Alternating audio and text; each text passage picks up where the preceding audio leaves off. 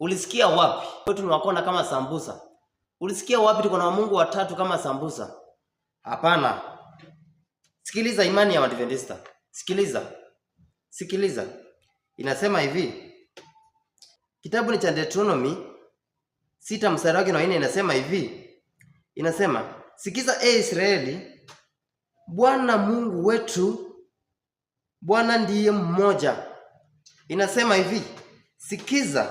Sikiza Israeli, Bwana Mungu wetu, Bwana ndiye mmoja.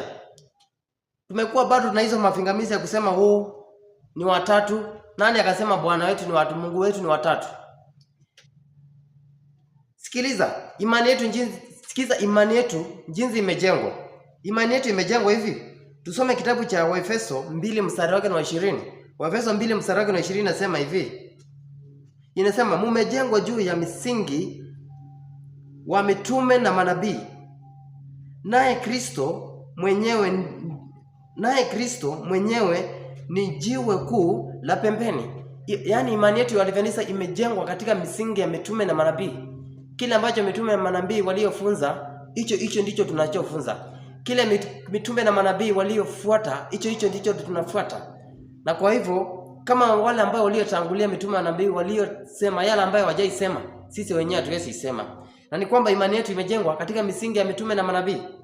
Na kwa hivyo kile ambacho tunafunza kama kanisa la Mungu, tunafunza ukweli na tunafunza kile ambacho kimeandikwa.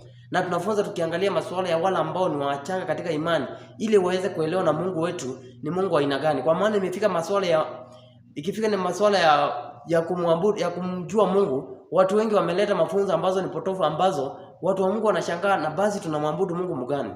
Watu wengine wameleta mpaka imani ambayo ukiingia unaona ni imani ya Kiislamu.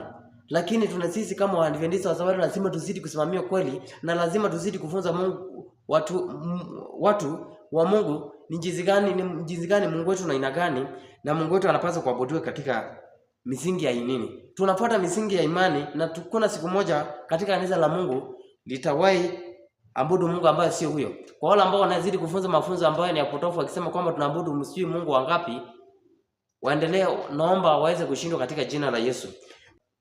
Tuangalie katika kitabu cha 1 Corinthians mstari wake ni wa 14:32.